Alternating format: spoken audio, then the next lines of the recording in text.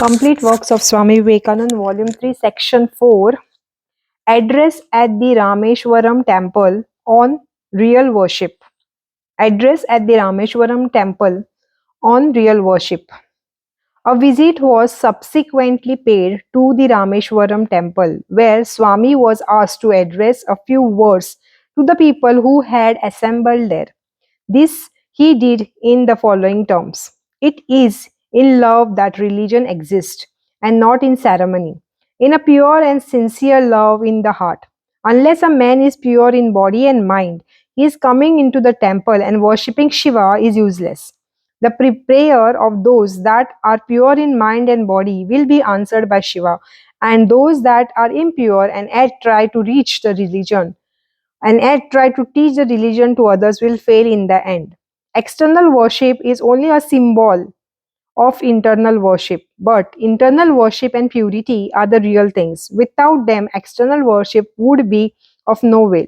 Therefore, you must all try to remember this. People have become so degraded in this Kali Yuga that they think they can do anything and then they can go to the holy places and their sins will be forgiven.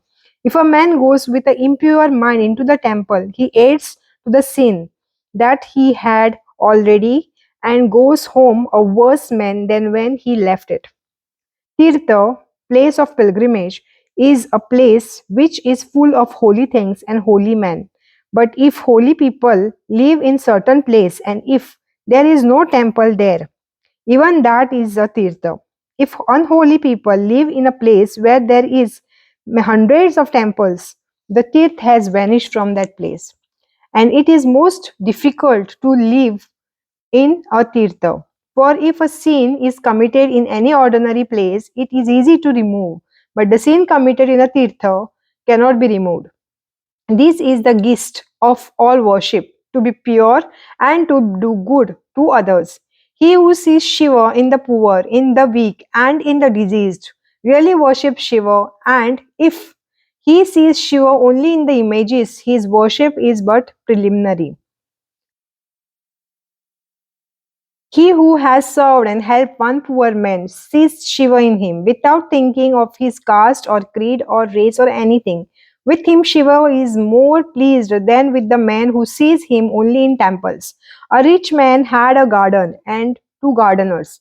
One of these gardeners was very lazy and did not work, but when the owner came to the garden, and the lazy man would get up and fold his arms and say, "How beautiful is the face of my master," and the dance before him.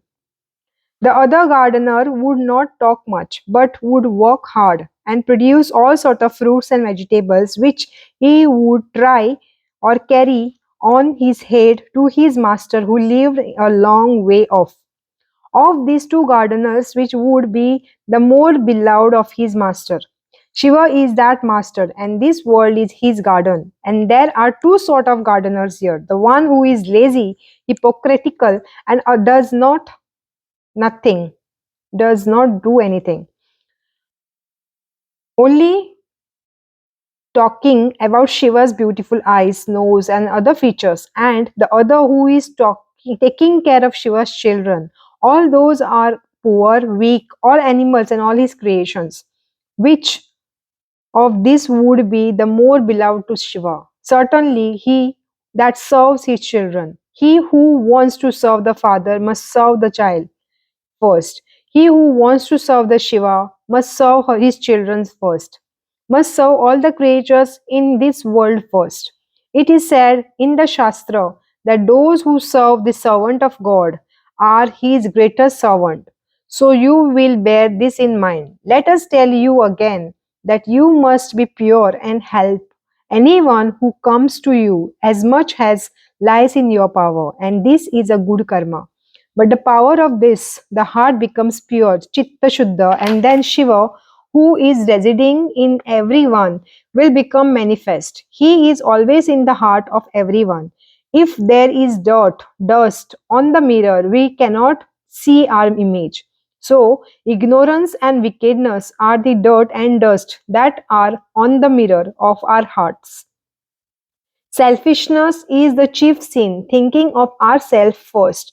We He who thinks, I will eat first and I will have more money than others and I will possess everything. He who thinks, I will get to heaven before others, I will get mukti before others, is a selfish man. The unselfish man says, I will be last. I do not care to go to heaven. I will even go to the hell if I by doing so I can help my brothers.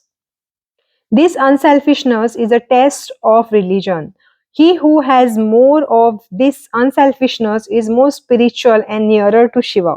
Whether he is learned or ignorant, he is nearer to Shiva than anybody else, whether he knows it or not. And if a man is selfish, even though he has visited all the temples, seen all the places of pilgrimage, and painted himself like a leopard, he is still further off from Shiva.